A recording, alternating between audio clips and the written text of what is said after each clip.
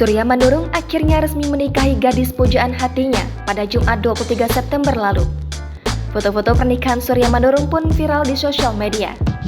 Dalam momen pernikahan itu, Surya Manurung tampak menggunakan pakaian pengantin berwarna merah muda yang senada dengan pakaian sang istri. Diketahui, Surya Manurung merupakan TikToker yang mengidap kelainan genetik bernama sindrom Treacher-Collins. Lantas, siapakah sosok gadis yang dinikahi Surya Manurung tersebut? Gadis yang menjadi pengantin Surya Manurung diketahui bernama Sasa Puspita Dewi. Ditelusuri Tribun Newsmaker, Sasa Puspita Dewi memiliki akun Instagram bernama @sasa960. Melalui akun itu, Sasa aktif mengunggah beberapa foto dan video aktivitasnya setelah menikah. Terbaru, Sasa mengunggah postingan pada Senin 26 September kemarin. Dalam unggahan tersebut, Sasa menunjukkan video dirinya bersama sang suami. Keduanya tampil kompak mengenakan jaket warna ungu. Mereka tampak berjalan sambil menyeret koper.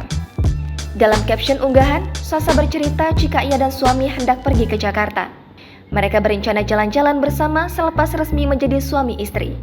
Kemudian, dalam unggahan Instagram yang ia posting sekitar 2 hari lalu, Sasa membocorkan usianya.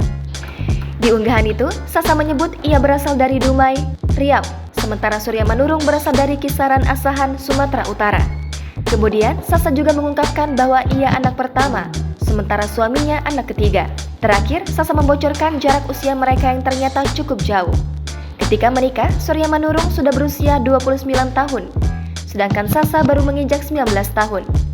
Informasi tentang usia Sasa ini rupanya sempat membuat publik terkejut.